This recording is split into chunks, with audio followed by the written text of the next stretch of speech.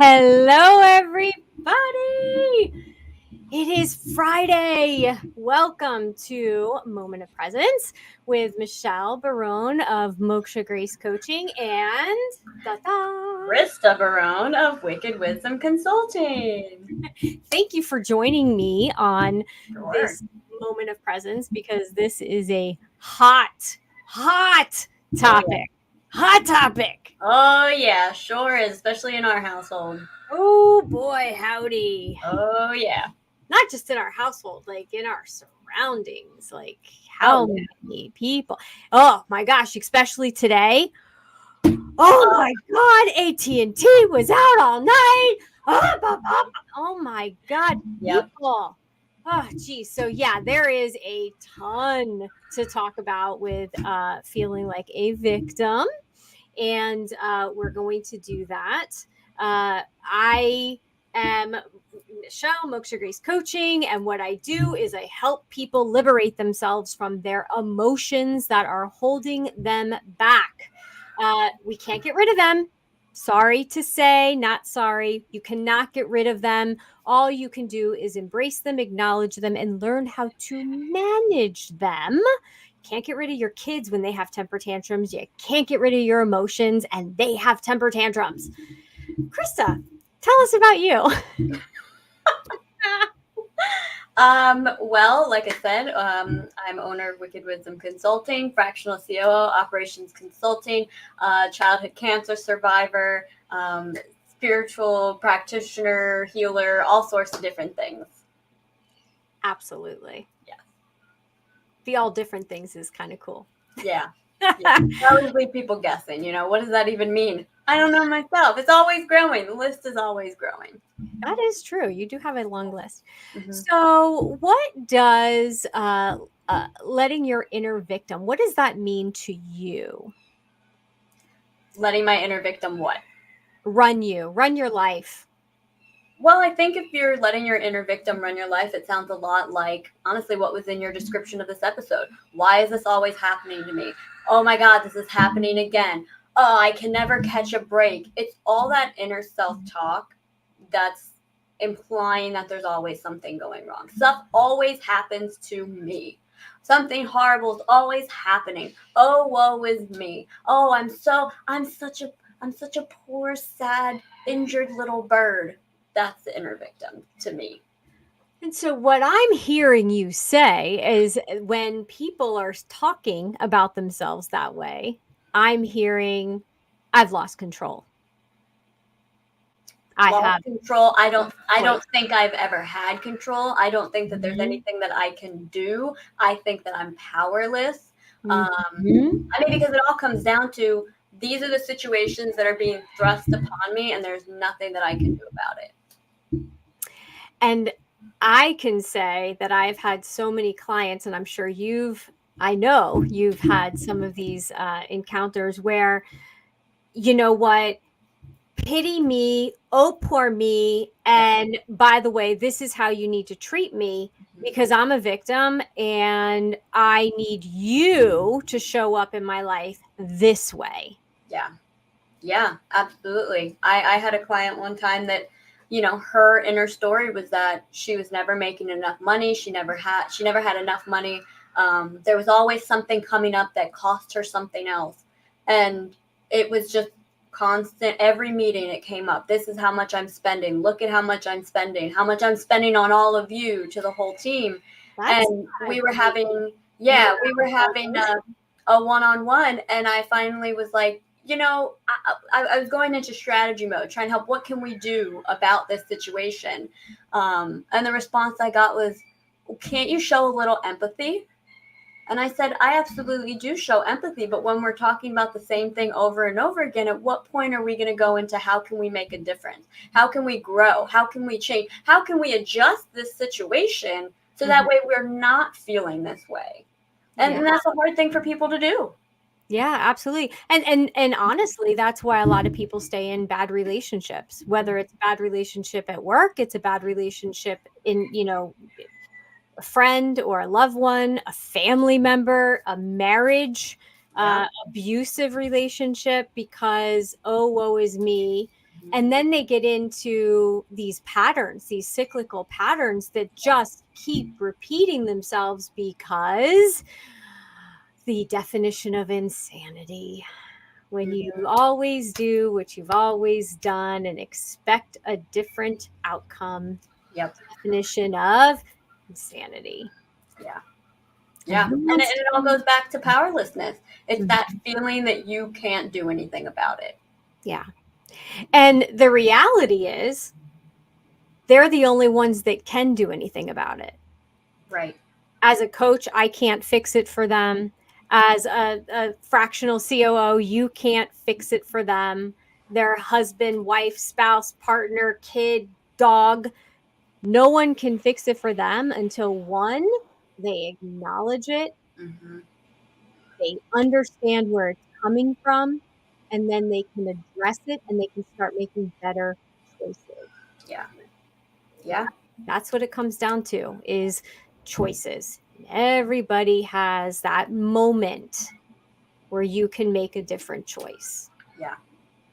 And it's also the simplest choice, the one that you have to start with, is deciding and making the choice that I'm choosing not to feel this way anymore. I'm choosing the perspective that I'm not a victim, that work isn't keeping me down, that the man isn't keeping me down, that my marriage isn't keeping me down, that my friendships and money and all of these things, you make the choice, you inflict the victimhood on yourself. Yeah. Well, and you shared with me a perspective shift that you had Hmm. and how you looked at something differently and had a choice in a relationship. Do you want to expand on that? I need you to give me a little bit more than that. I'm not sure where you're going. When there was somebody that was very loud and directive in your life, and you were able to take a step back and go, okay, how can I make this more about me and my choices versus being quiet or not Oh, responding? oh, got it. Okay, thank you for the lead in. Yeah, that was great. Yeah, it's a relationship that I still have, and it's very different from what it was 10 years ago. 10 years ago, every time I interacted with this person, it was usually turned into a fight. Um, my nervous system would go crazy, and I always left, or almost always left, feeling like I did something wrong, or that there was something wrong with me, or it never felt good. And Victim mode. exactly. And this is a person that is close to me, and I decided, you know what?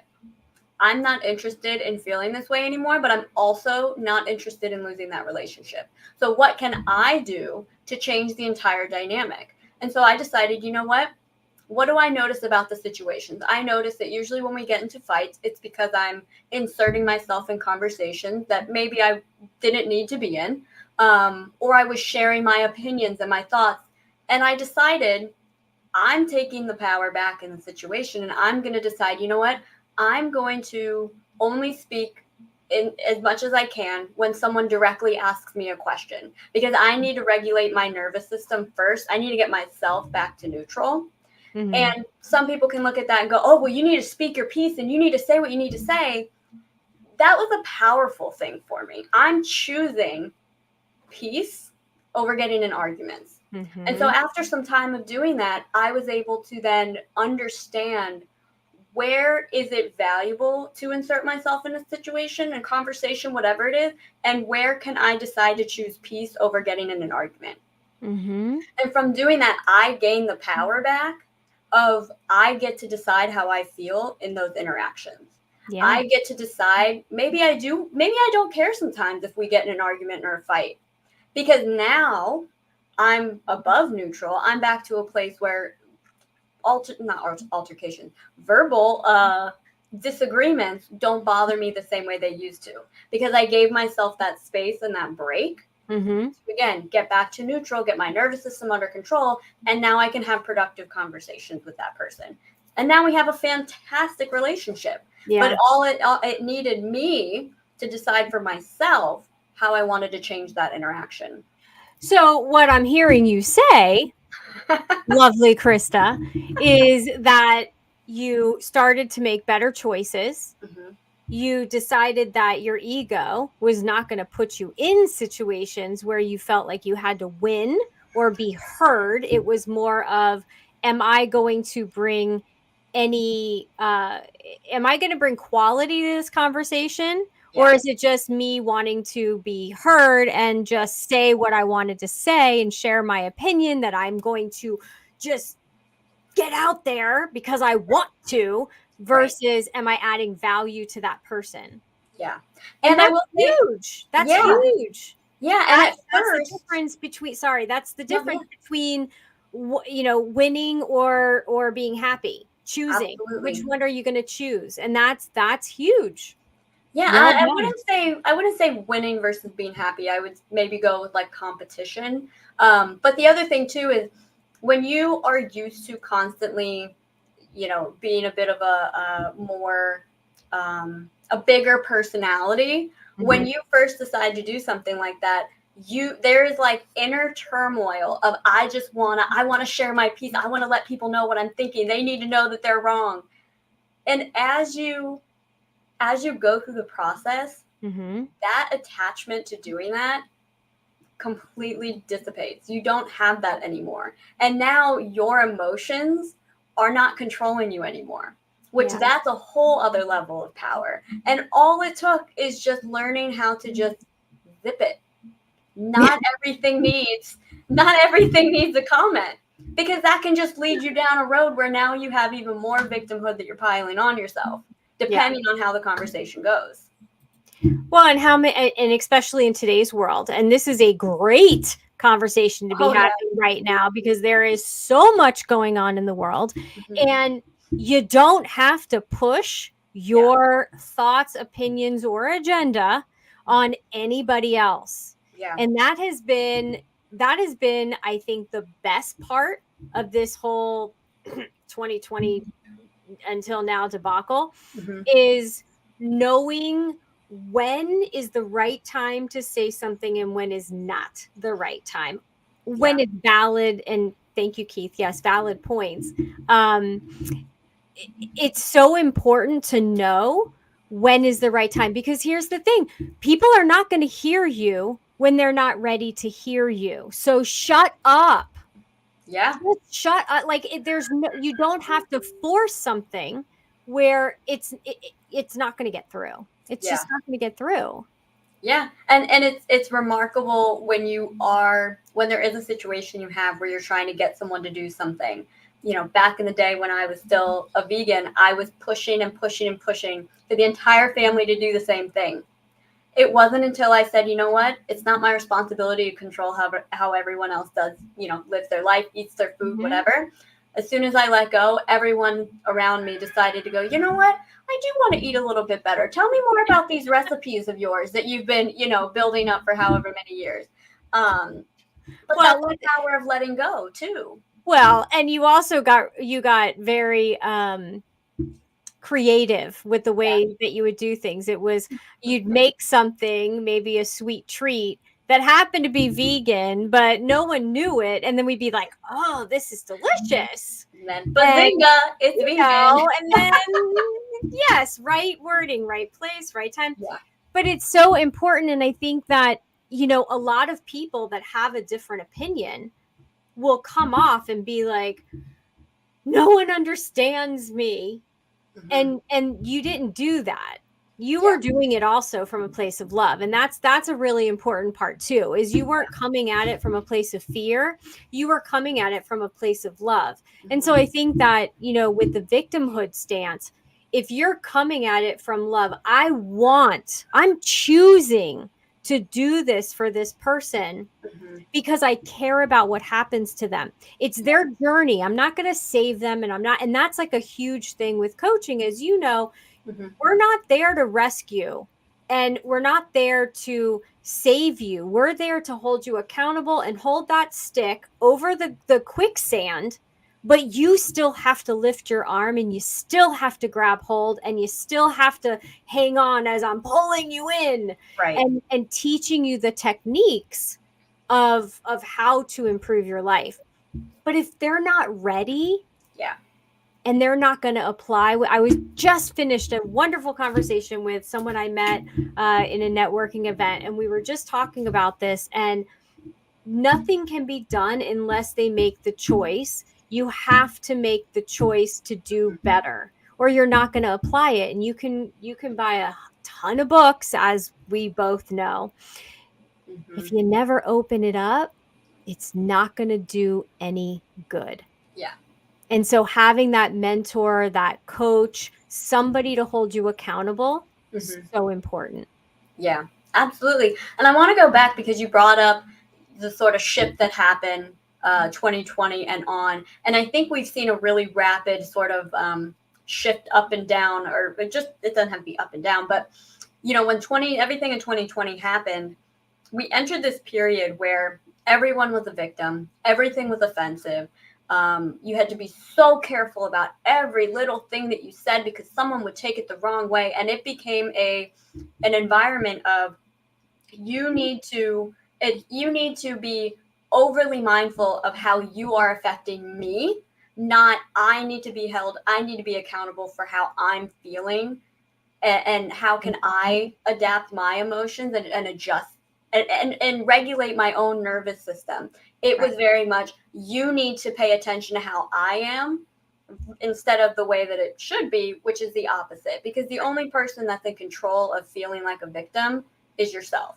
Yeah. You can't inflict that on someone else, and they can't inflict that on you. You're responsible for that. And I think it's really interesting because in the last few months, 6 months or so, we're really seeming to get to a point where we're getting back to where we were a little bit more, where it's not my responsibility to not hurt your feelings. I can be mindful of things that I say that are hurtful to you, and I can take responsibility and accountability for that, but it's not my job to worry about how you're feeling.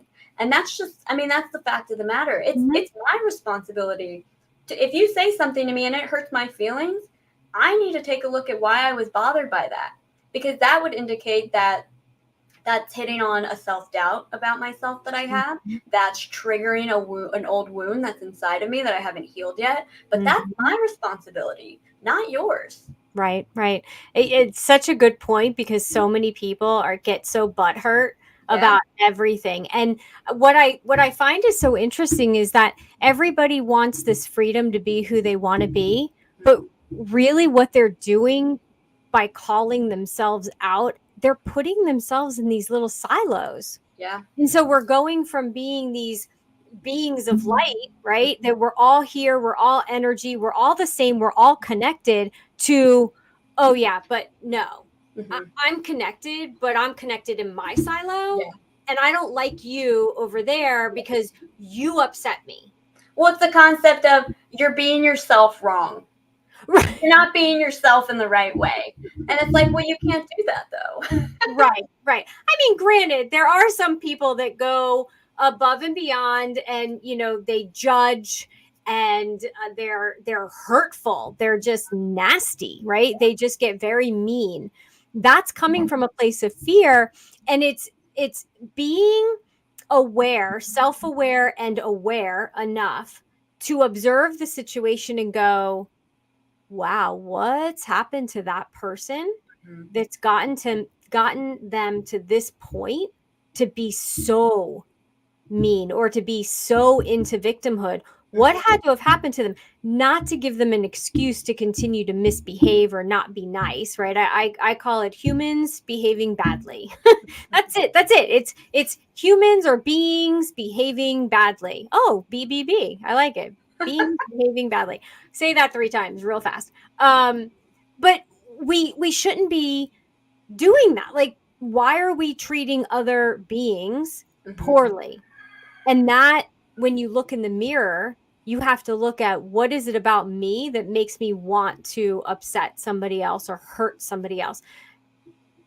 Don't go into it with that. Just be yourself, but Yeah. come from a place of love, not fear. Mhm. Yeah. Yeah, and if on the opposite of that, if you're constantly finding yourself being offended by everything, it's time to take a look in the mirror and go, okay, why am I being so offended by everything? Why is everything triggering me? Why am I depending on other people to make me feel good? And that's where a lot of the work that you do comes in Mhm. working with people and uncovering those shadows. Why are you offended every time your mom, asks you how work is going? That's a normal question. Why are you getting offended by it?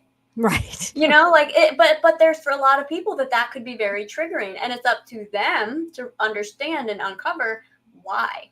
Yeah. Because for if someone asks me how's work going, I'll be thrilled to answer. Right. But that could be very upsetting for somebody else, but it's their responsibility to take care of that. Exactly. I was kind of smiling and giggling as you were talking because it reminded me of, The Big Bang Theory, which is a huge show that we watch like all the time. And last night's episode, Sheldon was walking around and everyone kept telling him, "Go away." And he finally, at like the fourth or fifth person, went, "All right, it must be me. It I must think be I'm me." missing something here. A Yeah, I think I'm missing something. common What denominator. is that? Yeah, yeah, exactly. And then he finally figured it out that it was him. Yeah. And that's always, that's interesting because we all get stuck in that. I remember, I don't know if it was last year, a year before, I walked into the house and, you were in a good mood. The family was all hanging out. Everyone was in a good mood. I walked in and it was like everything shut down and like all of a sudden no one was talking and I was like, were they talking about me, like what's going on? And then I left the room again and then I heard like laughter and joking and I was like, what is going on? And instead of coming out and saying what the hell, Yeah. I went, all right, hold on a minute, what is my energy like right now? Yeah. And it was really the first time that I really, really applied that technique wholeheartedly and went, "Oh, this is about me." And Hmm. it goes back to my, analogy with if you don't take care of your energy, it's just like not brushing your teeth. And I was like, my energy stinks. It was like, oh my God, what am I doing? And checking in with that and going, okay, I need to clean up my energy. Yeah. What's going on here? And that's a hard strategy for people to. It can be a hard strategy for people to swallow, a hard pill to swallow, because we never necessarily want to believe that it's us. But Yeah. the power is in going, how am I affecting this situation? How am I responsible for this? And Yeah. that could go into a whole other conversation about law of attraction and manifestation, and everything you attract is because of you. And so that's a whole other conversation for another day. Um, but deciding to no longer be a victim is Mhm. very powerful. Yeah, yeah. And it is that choice that gives the power back to you. Yeah. And that's the fascinating part. Hmm. However, a lot of people are scared to Yeah. do the work. They would rather take medication. They would rather, and we talked a little bit about this yesterday on Strip uh, down. Strip Down, is, they would rather take the medication. They would rather uh, I'm an introvert. I don't want to go out. I don't want to do anything. I don't want to face anybody, or I don't want to call that person or talk to that person because it's going to be a conversation. And it's like, oh my God, people, it's a conversation. Well, it's just a conversation with yourself too. It's a Hmm. conversation with your emotions. And the thing is that if you have that conversation more often, and Hmm. this is what I teach my clients, as you know, if you have that conversation more often, it doesn't become this big hairy beast. Yeah. It's minute conversations and it's easier to manage. Yeah. And I think the root of what you're saying is it's very easy to use victimhood as an excuse to say it, stay in your comfort zone. Oh, It's hell very easy to do that. And I just want to, because we've talked about it in the past on other episodes, but for anyone that's listening for the first time or just haven't heard the story, when I was going through treatment as a 3-year-old, you and my father set up a very strong boundary that there was going to be no, you know, no, over sadness. There Mhm. wasn't going to be any sort of like, oh, you poor thing. Oh, I'm so sorry for you. Like, if anyone was coming to see me, you're going to treat her normal. and or with an abundance of love, but you're not going to do any of that pitying victimhood Mhm. stuff. And that set a very strong precedence for me at that age and then the rest of my life of I'm not, no matter what happens, I'm not going to look at myself as a victim. Yeah. Despite all the different surgeries and new surgeries and things I may have missed out on, at no point did my brain ever go, oh gosh, I feel so bad for myself about this. Maybe about other things, but nothing related to my Honest experience as a survivor. yeah. I And refused. yeah, and that's huge because so many people will have so many different ailments or chronic illnesses, and yeah, it sucks. It Yeah. sucks. It sucks to be, you know, just waking Exhausted all up, the time, exhausted feeling all the time, pain. depressed, in pain all the time. And it's like, okay, but one, what is your body trying to tell you? Mhm. What are your emotions? Because you and I both know metaphysically, it goes back to emotions, and your Absolutely. emotions poison you. So, Mhm. what that toxicity that you think your boss has, if you're taking it into your own body, that toxicity is seeping into you and poisoning you and your organs and your body. And it's time to get rid of it and say no more. Enough is enough. And that's the part where people don't think they have the power, but they're the only ones that have the power. Yeah. So I want to also talk about what does it look like, if you're someone who has a chronic condition or you just have life circumstances that haven't been the most pleasant and you're already in the habit of having that victim mindset. What does that look like to get out of that habit? You And we go ahead. freaking you alchemize it. Yeah. You Well, what does that alchemize mean? it. Well, what does that mean? So, alchemy is all about taking shit and creating gold. So you got, sulfur or something similar, and you want to turn it into gold. So how do you do that? You got to flip it. You got to flip the switch. And I am all about being a spin doctor. So I've done that my whole life, spinning things and making it work out for me. And so that's what I teach all the time. So what does it look like? It looks like I got a bill to pay. Well, shit, I could not have a house and then I wouldn't have to pay mortgage. It means, yeah, cancer happened, but guess what? There's a badass survivor sitting in front of us right now. And yeah, it sucks that we had to go through that that experience, but guess what? We are stronger and more resilient because we did. And it allowed us to all have a pause, to reevaluate, to think about our priorities in a different way. And we got to choose how we experience that situation. I wouldn't change it for the world. Sorry, not sorry for the different things that have happened with as far as side effects, but you're here. And it's amazing and it's a miracle, but we chose it. We Yeah. chose it because I saw other families that would cry all the time. Like I cried, but I, did it in the shower when you weren't around. Yeah, I let it out because that's the other thing. You can't just continue to swallow down your emotions. That's part of the toxicity that Yeah. then makes you sick. And Yeah. so being able to flip a situation, all right, you have a sucky job. You can't stand your boss. I get it. I get it. They're overworking you, they're abusing you. You have choices though. Don't forget that. You can leave, you can start showing up differently. I had one client one time telling me that work sucked. She couldn't wait to find a new job. She was having a hard time finding a new job. She didn't know what to do. And I said to her, have you read your job description lately? And she was like, no. And I said, pull it out, read it. And she did it, over the week. And we talked the next week. She pulled out her job description and she looked at it and she went, I'm not doing any of the things that they hired me for because I have been so weighed down by my victimhood that I've stopped caring. I've stopped speaking up in meetings. I've stopped doing the majority of my work. I just show up and do the bare minimum. Well, no wonder they're treating you like crap. You're showing up and you're feeling like crap. They're just treating you the way you're treating yourself. Yeah. And that is so important because people forget that part. You train people on how to treat you. Hmm. So if you're going in and acting like the victim, oh, woe is me, I'm not getting paid enough, I'm overworked, I'm over this, I'm over that.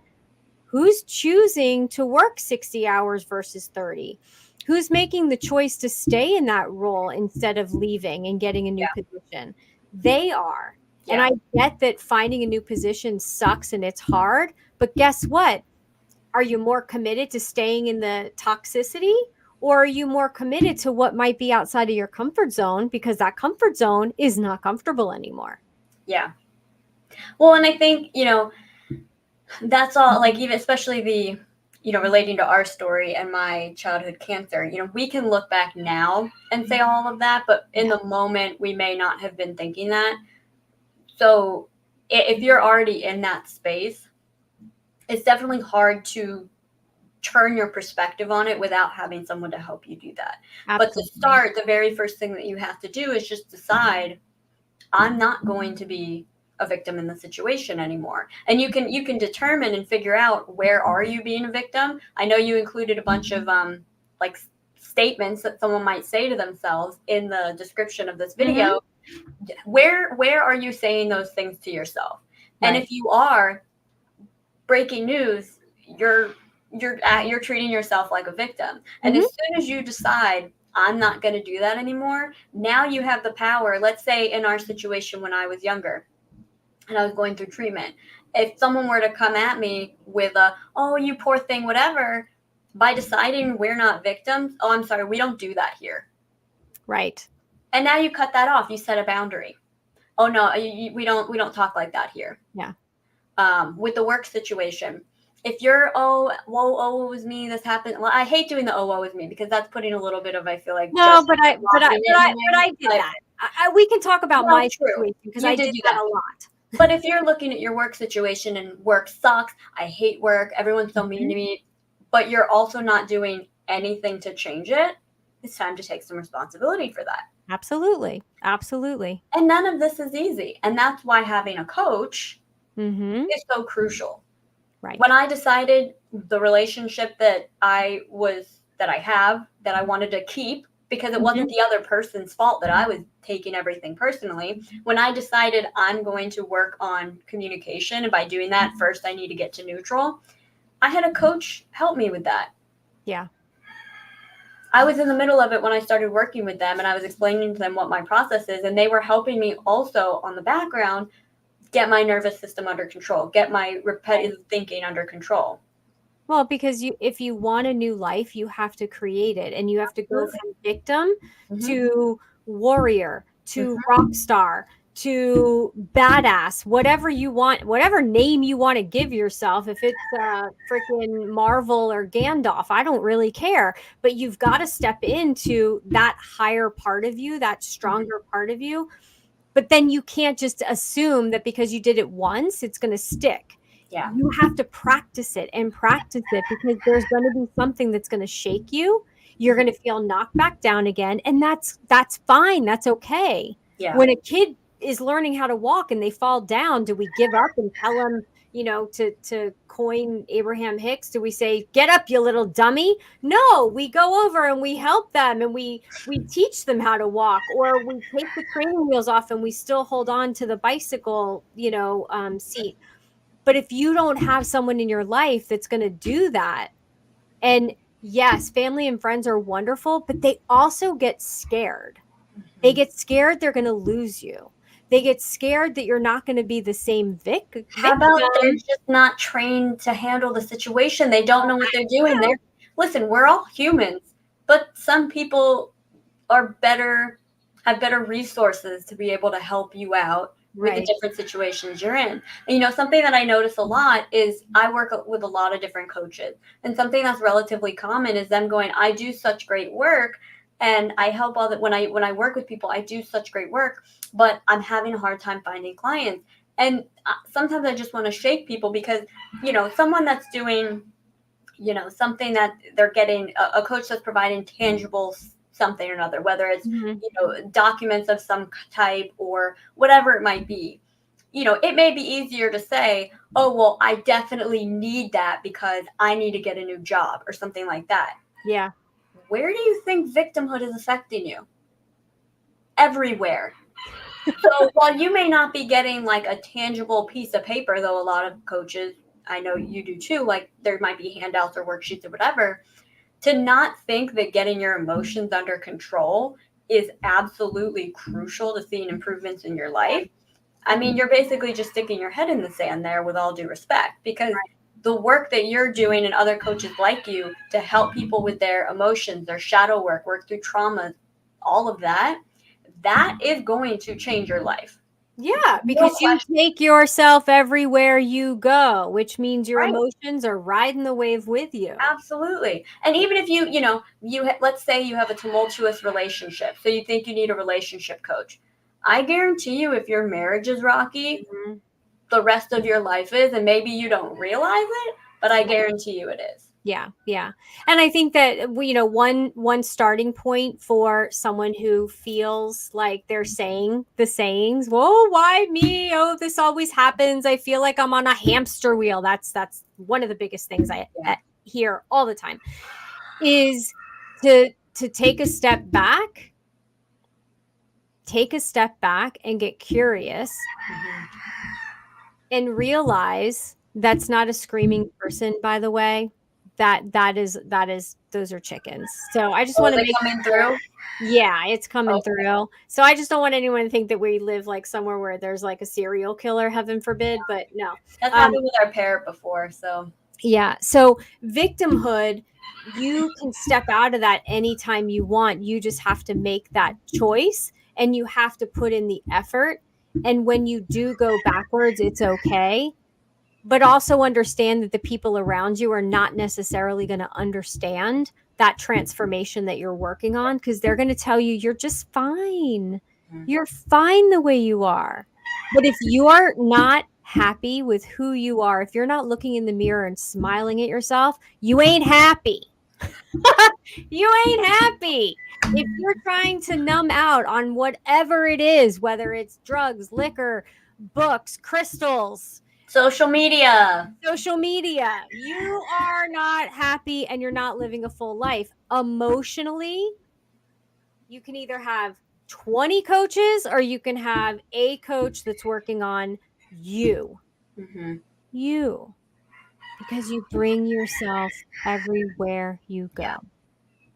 And while you're talking about that, speaking of 20 coaches, one coach, you know, I've had multiple different coaches over time. And so, what I would suggest to people who, if this all sounds like, you know what, yeah, I do need someone to help me, Mhm. make sure that you find the right coach for you. Because I'll tell you that I have worked with coaches I really loved. And I once got a coach because someone else loved them. And I just said, well, you know what? I don't know anybody else. So I'm just going to sign up with them. Did we do good work together? Yeah. Did it really stick and did I really resonate with all of it? Not really. Do I regret spending the money I spent? No, but could I have spent it better on someone that I resonated a little bit more with? Right. Yeah. So if Yeah. you're looking for a coach, you want to really look at what do you need? Yeah. And then look at that coach and get to know them a little bit first and understand what their message is and really decide, like, are they acting authentically? Do you Mhm. get, trust your intuition on that? And you also want to look at what are they offering? Are they only offering a program with videos that get a library of videos to watch? Are they only offering group coaching? Are they only offering one-to-one coaching? And figure out, what do you need? For Yeah. me personally, I'm a one-on-one coaching girl. Yeah. You've done group coaching and you loved it. So I it's did really both. about what you need in the moment, and that might change. But don't just settle for somebody because maybe someone else used them before, or maybe you saw their one post and you liked it. Really get to know the person that you're going to be coaching with, and find someone that's hitting those those needs of yours. Yeah. And that's so important. I'm glad you brought that up because you also want to make sure that the person, if they're coaching you, they should have gone through something similar. Now, hear me out. It's not that they had to have the same exact situation, but those emotions and those feelings that they had to climb that mountain and get to the other side, they had to go through that process. So if it's betrayal, hey, I, have I been betrayed? Have I ever dealt with a, narcissistic sociopath that we coined, Satan's mistress? Yes. Judgment, yes, and I've cleared that up. But you have to work through these things. You can't have somebody that is just a coach to say, I'm a coach and I've had the perfect life. You Hmm. have to have somebody that has had those emotions, that has been weighed down, that has Well, if been. someone's saying I've had a perfect life, they're not being authentic. No one has a No, of perfect life. course not. Of course not. I can get you through anything. Well, have you experienced, some of this stuff? And it's like, okay, yeah, I was your caregiver with cancer. Can I then help someone who's, being a caregiver for their parents? Well, yeah, guess what? Done that too. So and does that mean I can help, people that work in the healthcare industry? Yeah, because I work there, but I also respect the healthcare workers. And so it's all about knowing who you're talking to. And my guarantee has always been that if I don't believe that I can help somebody, and every coach, and you should ask them when you're interviewing them, because you are interviewing them as much as they're interviewing you, if I guarantee that if I can't help you, I'm going to be honest and I'm going to tell you, and then I'm going to help you find the right person for you. Because what matters to me is that the person gets help. It Yeah, doesn't have to be from me. It's being in service to that other person and making sure they get the help that they need. absolutely. Imagine if everybody did that. Imagine if everybody took responsibility for their own emotions and kept their victimhood in check. I'm going to plead the fifth on that question.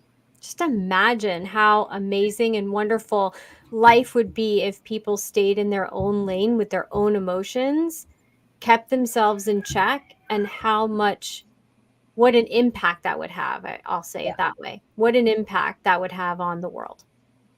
So, in summation, In step summation, one, step one, as you always say, is get curious.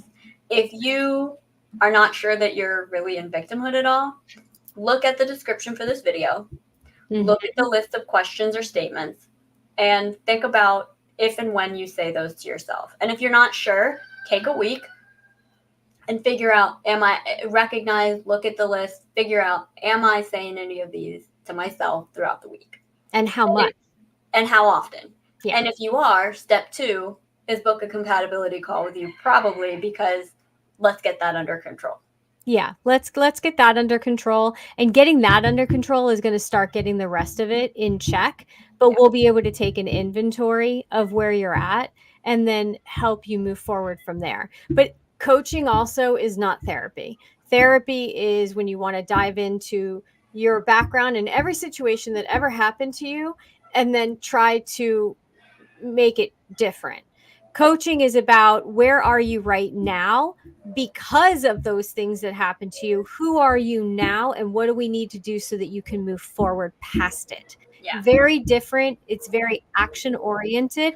No one is going to sit around idle or stagnant. It's all about helping you take action, which is why I added in my bonuses, I added in the tech support, which has been huge. Mm-hmm. I have clients that text me, oh my gosh, I'm meeting with my mother and I'm freaking out, and remind you about the techniques that we went over and take you through the exercise. Yeah. So it's having the accountability, but also having that one-on-one support system that's yours. It's Yeah. just for you.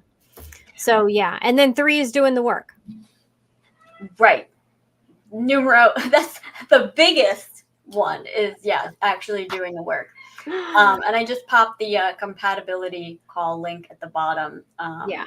For anyone Well, that I think feels like Krista, you've been amazing. We have gone through a lot, and I would like to definitely end this with a couple of deep breaths because we have gone through a lot today, and I just want to make sure that it's solid. Everything that we talked about is out of love, and I want everyone to just really take that with them, but just to bring it down a notch and set you up for the rest of your day. So, I love that. I'm going to mute myself so the roosters stay quiet. All right. Take it away. Yeah, wonderful. Okay, everybody, don't close your eyes if you're driving or in an unsafe spot for you to do that. But if you can, go ahead, close your eyes and take a deep breath in. And then we hold it. 3, 2, 1. Exhale slowly. This time, I want you to think of your favorite place where you're so relaxed. Deep breath in. And then hold it. And when you do exhale, I want you to just imagine it sinking right into your heart. So exhale slowly. Imagine it going right down into your heart. The opposite of a little straw. We're just shoving it in the straw, not taking it out. And another deep breath in. Think about having some fun. Maybe go outside and look at the sky. And slow, deep breath out.